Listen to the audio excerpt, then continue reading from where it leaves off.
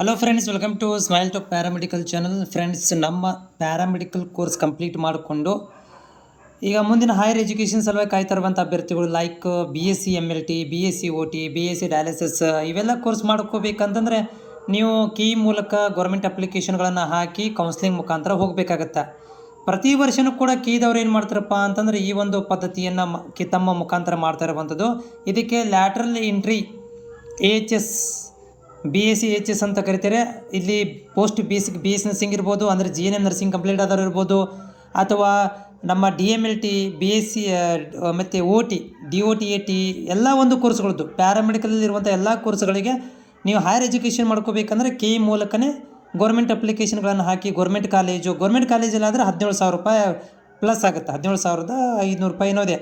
ಅದೇ private college ಆದರೂ ಕೂಡ 17,000 ಅಷ್ಟೇ.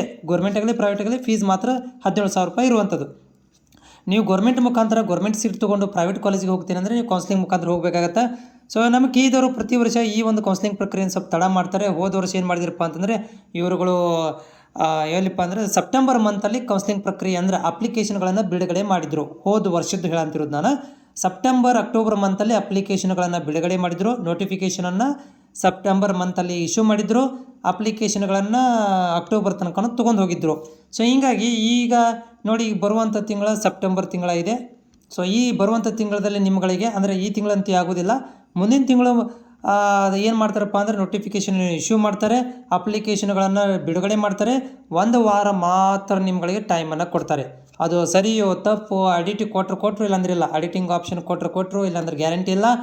ಅದಕ್ಕೆ ಏನೆಲ್ಲ ರೆಡಿ ಮಾಡ್ಕೋಬೇಕು ಅನ್ನೋದನ್ನು ಕೂಡ ನಾನು ಮುಂದಿನ ದಿನಗಳಲ್ಲಿ ಲೈವಲ್ಲಿ ಕೂಡ ಬರ್ತೇನೆ. ಅದ್ರ ಜೊತೆಗೆ ಯಾವ್ಯಾವ ಡಾಕ್ಯುಮೆಂಟ್ಗಳನ್ನು ರೆಡಿ ಮಾಡ್ಕೋಬೇಕು 2026ರಲ್ಲಿ ತುಂಬ ಇಂಪಾರ್ಟೆಂಟ್ ಇದೆ, ಅವನು ಕೂಡ ನಾನು ನಿಮ್ಗೆ ಹೇಳ್ತೇನಂತೆ. ಬಟ್ ಇವಾಗ ನಾನು ನಿಮ್ಗೆ ಮಾಹಿತಿ ಕೊಡ್ತಿರೋದಂತಂದರೆ ರಿಮೈಂಡರ್ ವಿಡಿಯೋ ಮಾಡ್ತಾ ಇರುವಂಥದ್ದು. ಅಪ್ಲಿಕೇಶನ್ ಈ ಮಂತಲ್ಲಿ ಬಿಡುಗಡೆ ಆಗೋದಿಲ್ಲ, ಮೇ ಬಿ ನೆಕ್ಸ್ಟ್ ಮಂತಲ್ಲಿ ಬಿಡುಗಡೆ ಆಗುವಂಥ ಚಾನ್ಸಸ್ ಇದೆ.